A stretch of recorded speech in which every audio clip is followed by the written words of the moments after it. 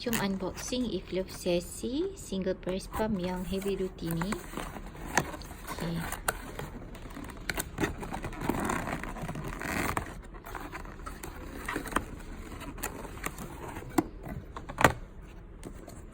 So dalam kotak ni Mami akan dapat ni adalah set corong.